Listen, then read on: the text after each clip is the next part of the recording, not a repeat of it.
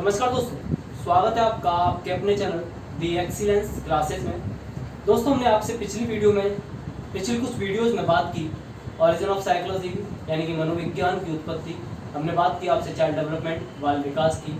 हमने आपसे बात की विकास को प्रभावित करने वाले कारकों की। हमने आपसे बात की विकास के सिद्धांतों की। हमने आपसे बात की ग्रोथ एंड डेवलपमेंट के डिफरेंसेस की। दोस्तों, आज हम इसी सीरीज को आगे कंटिन्यू करेंगे और जानेंगे अधिगम को। लेकिन उससे पहले दोस्तों, हमारे इस दी एक्सीलेंस क्लासेस प्रोग्राम पर आपको हर एक सब्जेक्ट की क्लासेस नियमित रूप से मिल ही रही है। पिछले कुछ दिनों से हम क्लासेस अपलोड नहीं कर पा रहे थे, तो कुछ प्रॉब्लम्स थी जिनके कारण नहीं कर पा रहे थे। अब उस कंटिन्यूटी को हम फिर से स्टार्ट कर रहे हैं और ये कंटिन्यूटी इन फ्यूचर लगातार बनी रहेगी। दोस्तों, अगर आपको किसी भी वीडियोज़ में कहीं भी कोई भी प्रॉब्लम आती है, अगर आपकी कोई क्वेरी होती है, तो आप अपनी क्वेरी को कमेंट सेशन में डाल सकते हैं। हम आपको उसका रिप्लाई अवश्य देंगे। आपको आपके सवालों का जवाब जरूर मिलेगा। और अगर हमें लगता है कि आपकी क्वेरी कुछ ज़्यादा है, तो हम एक वीडियो बनाकर या कुछ वीडियो बनाकर उन क्वेरियों को व्हाइट बोर्ड के माध्यम से आप तक पहुँचाने का प्रयास अवश्य करें। तो दोस्तों, आज हम जानते हैं अधिगम को। दोस्तों, अधिगम यानी कि लर्निंग क्या होती है, कैसे होती है और लर्निंग के प्रिंसिपल्स क्या हैं, इन सब की चर्चा हम आपसे अब आने वाली वीडियोस में करेंगे। आज हम स्टार्ट कर रहे हैं अधिगम को। जब हम अधिगम को स्टार्ट कर रहे हैं तो सबसे पहले यह जान लेना आवश्यक है कि इसका अर्थ क्या है। तो दोस्तों, अधिगम का अर्थ ही होता है सीखना। अगर मैं इसको और थोड़ा सा इलॉबरेट करूं तो मुझे पीछे लौटना होगा अपनी कुछ वीडियोस के माध्यम से। जैसे कि जब मैंने आपको पढ़ाया विकास, तो विकास को मैंने आपको बताया कि विकास जो है वो जीवन पर्यंत चलने वाली प्रक्रिया है। विकास का एक सिद्धांत मैंने आपको पढ़ाया, निरंतरता का सिद्धांत, principle of continuity. Principle of continuity कहती है कि विकास निरंतर चलने वाली प्रक्रिया है, अर्थात विकास कभी नहीं रुकता, इसकी गति कम या ज्यादा हो सकती है। ठीक उसी प्रकार सीखना भी क्या है, सीखना भी जीवन पर्यंत चलने वाली प्रक्रिया है, यानी कि निरंतर चलने वाली प्रक्रिया है। इसकी भी गति कभी कम या ज्यादा हो सकती है।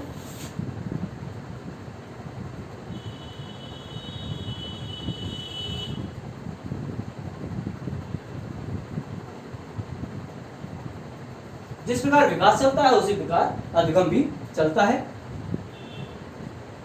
इसमें विराम कभी नहीं आता। जीवन पर्यंत चलने वाली प्रक्रिया अर्थात विराम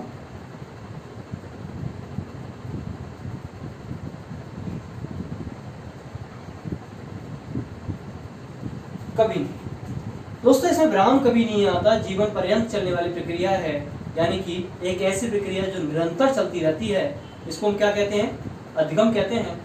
दूसरी बात, जो अधिगम है वो अधिगम जन्म लेने के तुरंत बाद प्रारंभ हो जाता है।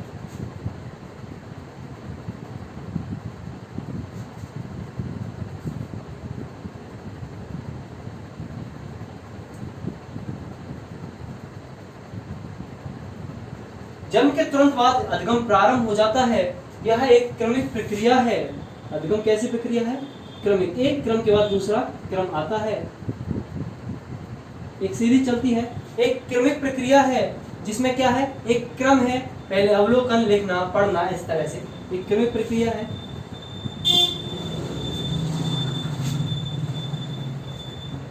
अवलोकन, पढ़ना, बोलना, लिखना,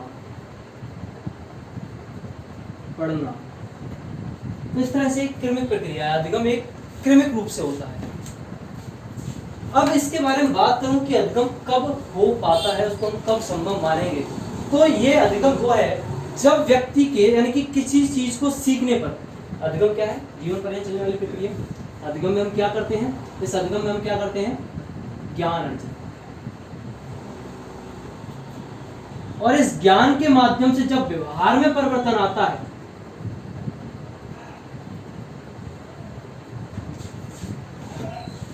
तब क्या होता है, अधिगम होता है। तो अधिगम क्या है, अधिगम ना सिर्फ सीखना बल्कि अधिगम ज्ञान, सीखने के माध्यम से व्यवहार में किया गया परिवर्तन ही क्या है, अधिगम कहलाता है। तो जो आपने सीखा उसके माध्यम से जब आप परिवर्तन करते हैं अपने व्यवहार में, तो वो क्या है, अधिगम है। जैसे कि गेट्स ने कहा कि अनुभवों द्वारा व्यवहार में परिवर्तन क्या कहलाता है, अधिगम कहलाता है। ठीक है, तो इस तरह से क्या है, व्यवहार में परिवर्तन ही क्या कहलाता है, आपका अधिगम कहलाता है। अभी हम इसमें थोड़ी और बात करेंगे, आप इसको नोट डाउन कर सकते हैं।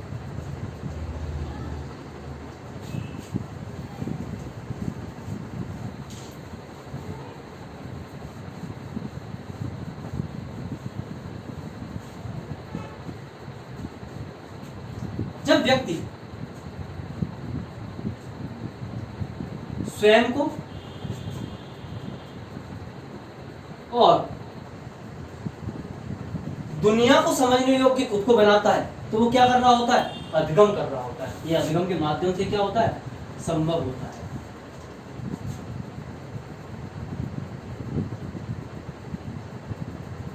जब व्यक्ति स्वयं को, दुनिया को समझने योग्य खुद को बनाता है, तो वो क्या कर रहा होता है, अधिगम कर रहा होता है। तो अधिगम व्यवहार परिवर्तन है, अधिगम स्वयं को समझने योग्य बनाता है, दुनिया को समझने योग्य बनाता है।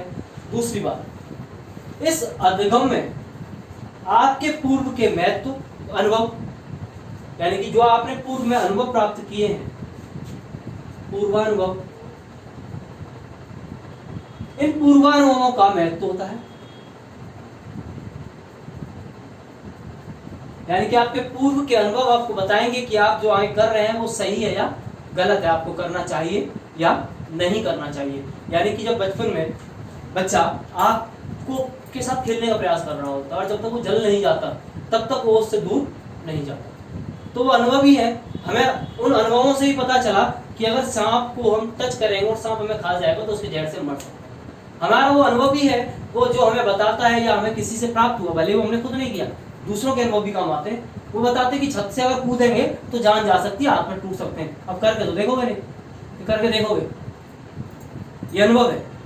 तो ये सब अनुभव क्या है, आपको सिखाते हैं, चाहे वो अपने हो या आपने किसी और से अर्जित किए हो। अनुभवों को अर्जित भी किया जा सकता है। दूसरी बात, एक क्वेश्चन बहुत बार पूछा जाता है कि क्या किसी विषय वस्तु को रटकर याद करना अधिगम कहलाएगा? तो भैया रटकर किसी विषय वस्तु को याद करना अधिगम नहीं होता। वो तो कॉपी पेस्ट करना हो गया कि आपने यहाँ से उठाया यहाँ रख दिया, आपने उसमें कुछ अपने दिमाग का प्रयोग नहीं किया। तो इसमें क्या है, रटकर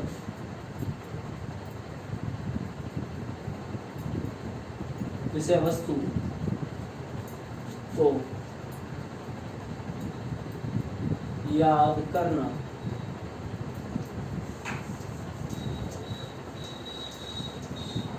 अधिगम नहीं होता।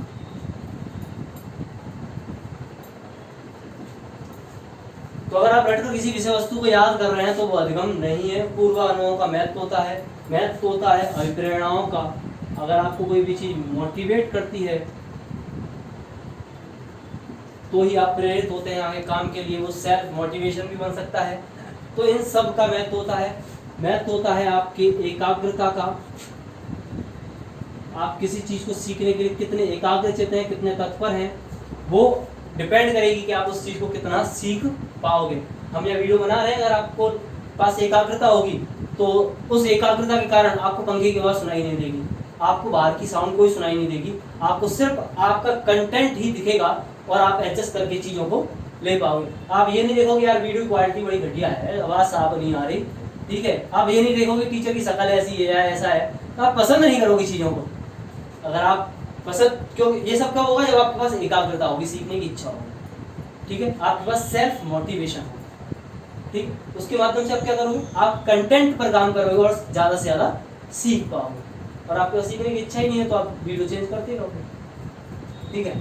दूसरी बात, इसी अधिगम में मैं आपको बताता हूं कि भैया कोई विषय वस्तु है,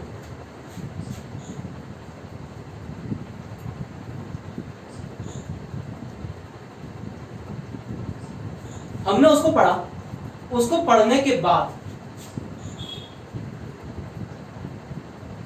उसमें कुछ परिवर्तन या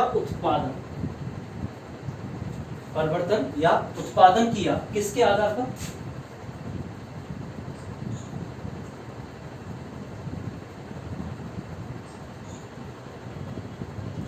ज्ञान के आधार पर।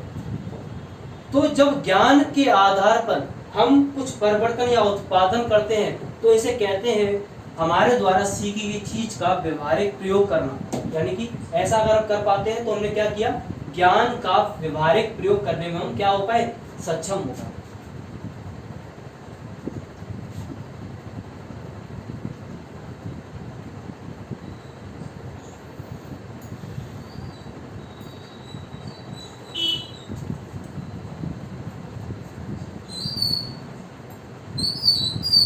ज्ञान का व्यवहारिक प्रयोग करने में सक्षम। ठीक है, तो ज्ञान के आधार पर हमने क्या किया। अब इसी को मैं कहूंगा मेरे हिसाब से कि ये पूर्ण अधिगम है। कैसे, आपने क्लास में जब पढ़े तो आपने साइंस को पढ़ा, अब साइंस में कभी आपको ये बताया कि रॉकेट कैसे बनाई जाती है, नहीं बताया ना। जब कलाम साहब ने मिसाइल बनाया, उनको मिसाइल मैन कहते हैं, तो उनको उसके बारे में किसी ने बताया नहीं कि मिसाइल ऐसे बनाई जाती है। उन्होंने उसी ज्ञान का क्या किया, प्रयोग किया और उन चीजों में परिवर्तन किया, कुछ नया उत्पादन कर दिया। तो वो क्या है, न्यू एक इनोवेशन आइडिया लेके आए। कहां से, पुराने ज्ञान से लेके आए। जब व्यक्ति ने पक्षी को उड़ता हुआ देखा तो ख्याल आया कि हेलीकॉप्टर उड़ सकता है, हम भी उड़ सकते हैं। तो वो कहां से आया, उसने कुछ उत्पादन किया, देख तो हम सब रहे। लेकिन पूर्ण अधिगम किसका हुआ, उसी व्यक्ति का, जब उसने कुछ इनोवेशन या कुछ परिवर्तन कर दिया, तभी हम क्या कर पाते हैं, उस ज्ञान का प्रयोग कर पाते हैं। बात समझ में आई। और तभी इस सीखने की प्रक्रिया को हम क्या कहते हैं, अधिगम कहते हैं। इसी सीखने की प्रक्रिया को हम क्या कहते हैं, पूर्ण अधिगम कहते हैं। इसी प्रक्रिया को हम क्या कहेंगे,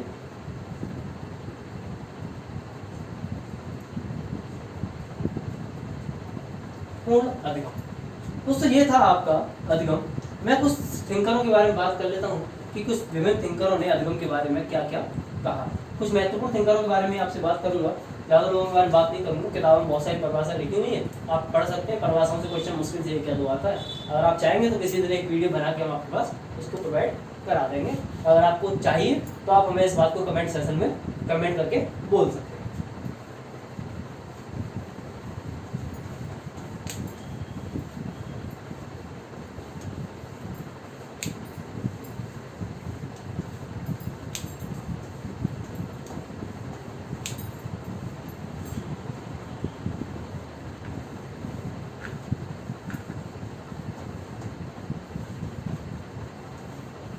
कुछ महत्वपूर्ण लोगों के नाम बताऊंगा, ज्यादा लोगों के बारे में बात मैं आपसे नहीं करूंगा परिभाषाओं में। अधिगम का अर्थ मैंने आपको बताया, सीखना, लिख देते।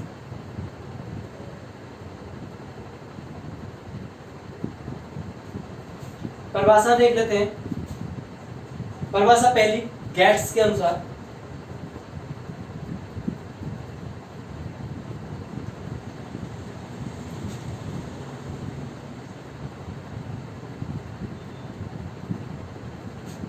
तो गेट्स महोदय कहते हैं भैया अनुभव द्वारा व्यवहार में परिवर्तन या रूपांतरण ही क्या कहलाता है, अधिगम कहलाता है। ये क्या कहते हैं, अनुभव द्वारा व्यवहार में परिवर्तन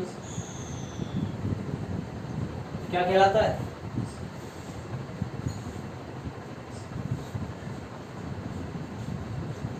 ये बात कही मिस्टर गेट्स। वुडवर्थ कहते हैं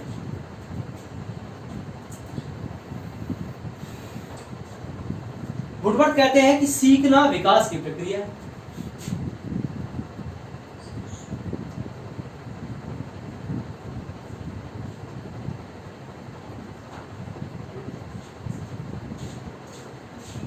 सीखना विकास की प्रक्रिया है।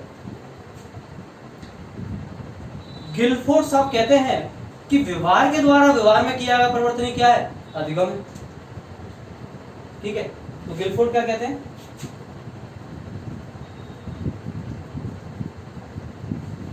व्यवहार के द्वारा व्यवहार में किया गया परिवर्तन।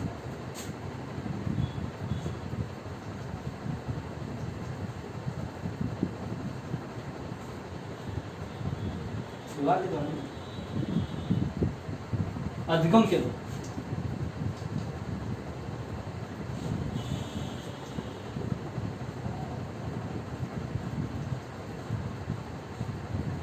अधिगम के द्वारा व्यवहार में परिवर्तन क्या है, या सीखने के द्वारा व्यवहार में किया गया परिवर्तन क्या है, अधिगम।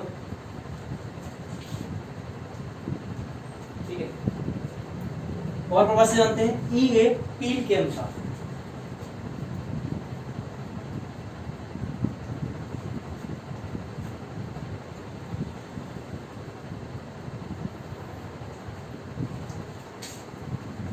व्यवहार के द्वारा ईएपील के अनुसार, ईएपील कहते हैं व्यक्ति में एक परिवर्तन वातावरण में हुए परिवर्तनों के अनुसार होता है। यानी कि जो वातावरण उसका होगा उसके अनुसार क्या करेगा व्यक्ति अपने अंदर परिवर्तन करेगा। यानी कि अधिगम व्यक्ति के अंदर हुआ एक परिवर्तन है जो उसके वातावरण के परिवर्तनों के अनुसरण में होता है।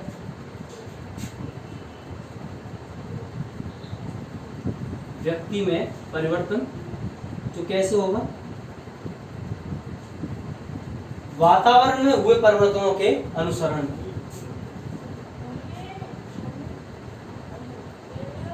वातावरण में हुए परिवर्तनों के अनुसरण में। बड़े एक महत्वपूर्ण व्यक्ति हैं जिनका नाम है क्रो एवं क्रो। क्रो एवं क्रो के अनुसार बताएंगे आपको, इसको लिख लीजिए।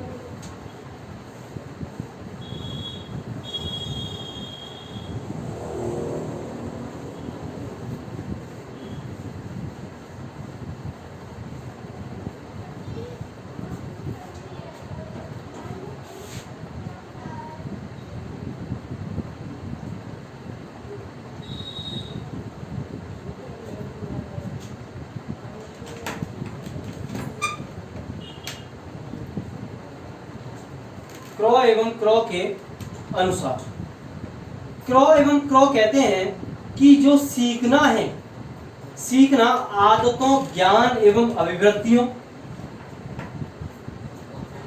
सीखना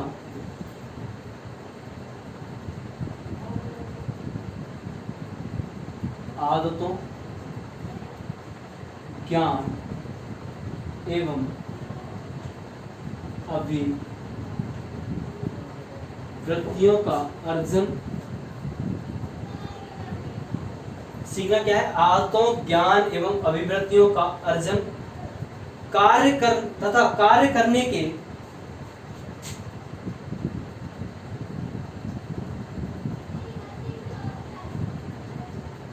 नवीन तरीके। यानी कि आप कॉपी पेस्ट नहीं करोगे, आप अपने हिसाब से नए नए इनोवेशन के हिसाब से क्या करोगे, कार्य करोगे। और इसका प्रारंभ किसके द्वारा होता है, इसका प्रारंभ व्यक्ति द्वारा किसी कार्य में।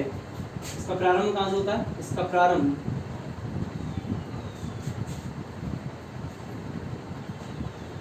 व्यक्ति द्वारा किए गए किसी कार्य में आई बाधा को दूर करने के लिए किया जाता है। इसका प्रारंभ किसी कार्य में आई बाधा को दूर करने।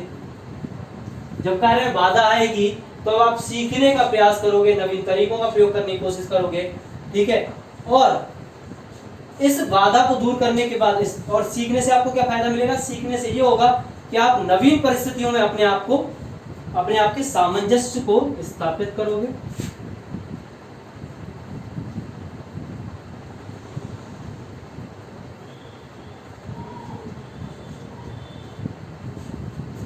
स्वयं का सामंजस्य। और ये सब क्या है, व्यवहार में उत्तरोत्तर परिवर्तन। इस सब से क्या आएगा, आपको क्या मिलेगा, व्यवहार में।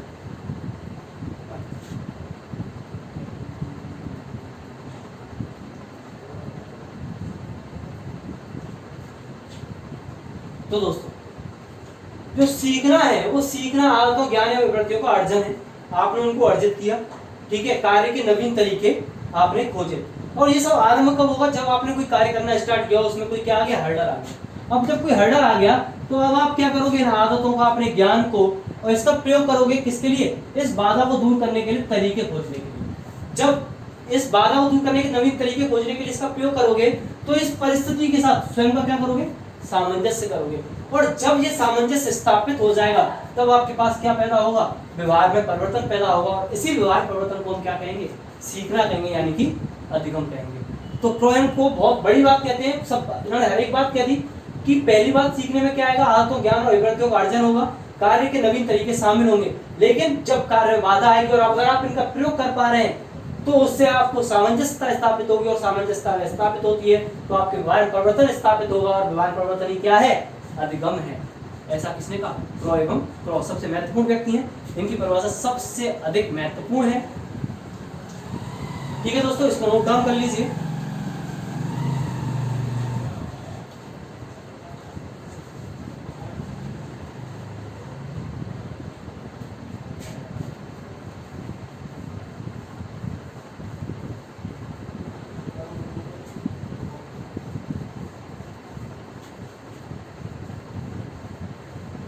तो दोस्तों आज के लिए इतना ही।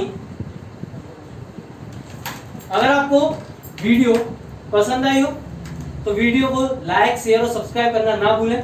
वीडियो को पूरी वॉच करें, अपनी प्रॉब्लम को कमेंट सेशन में अवश्य दें। धन्यवाद।